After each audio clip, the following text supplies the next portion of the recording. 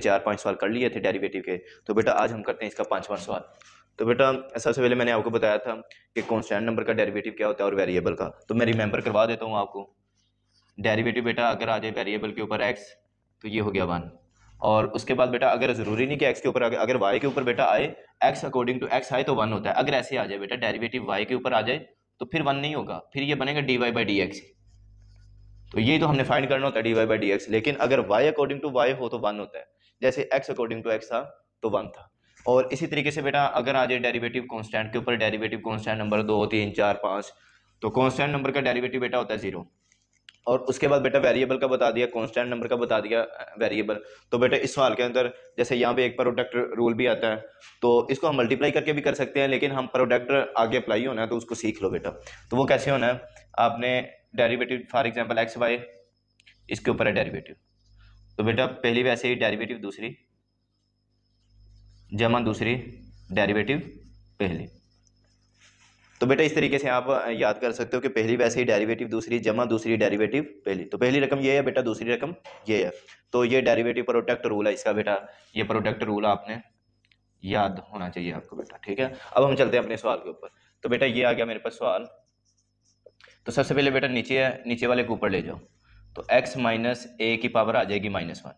आपको पता है बेटा कि डिनोमिनेटर अगर जब ऊपर जाता है तो किस पे फर्क पड़ता है इसको बेटा, पावर के ऊपर। पावर अगर नीचे प्लस में है तो ऊपर जाके किस में हो जाएगी, -1 में। तो नीचे +1 लिखा तो नहीं हुआ पावर इसकी, लेकिन जब ऊपर जाती है तो बेटा वो -1 में हो जाती है, तो ये -1 होगी। अब बेटा इसको लेट कर लो, तो सबसे पहले आपने लेट ही करना होता है, तो कोई बात नहीं, अभी आप लेट कर लो y के इक्वल, ठीक है। यहाँ पे बेटा आप इसको लेट कर लेते हो, मैंने y के इक्वल लेट कर लिया। अब डेरिवेटिव ले लो आप बेटा दोनों साइड पे, dy/dx, इस साइड पे भी डेरिवेटिव ले लिया बेटा, इस साइड पे भी डेरिवेटिव ले लिया, x माइनस ए की पावर -1 आ गया। अब बेटा इस पे पावर रूल आप अप्लाई कर दो। पावर रूल तो आपने सीखा हुआ है ना। पावर रूल होता क्या बेटा कि पावर शुरू में, जैसे एक्स स्क्वायर है तो बेटा इसका पावर रूल क्या होगा कि पावर शुरू में, पावर में से एक कम, डेरिवेटिव ऑफ बेस।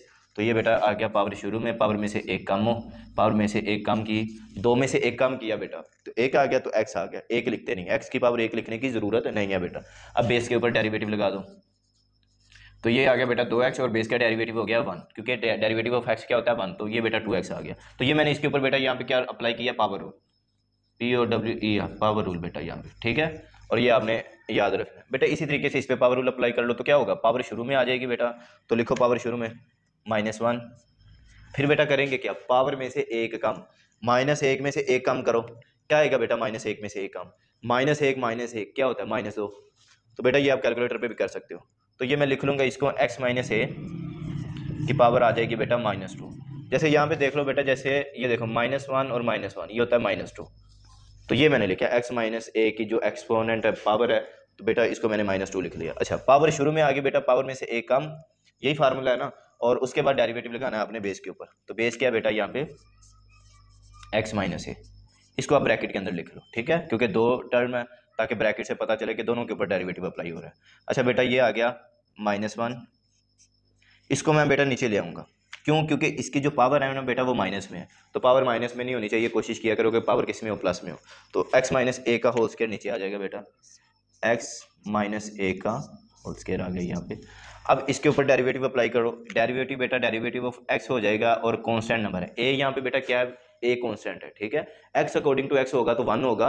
अब a का डेरिवेटिव क्या है, कांस्टेंट नंबर है, तो कांस्टेंट नंबर का बेटा 0 होता है। जैसे 1 2 3 4 कांस्टेंट है बेटा, इसी तरीके से a भी यहाँ पे कांस्टेंट है, तो ये यहाँ पे लिखने की जरूरत नहीं है। तो आप सिर्फ डेरिवेटिव किसके ऊपर अप्लाई कर लोगे, डेरिवेटिव बेटा अप्लाई कर लोगे ओनली x।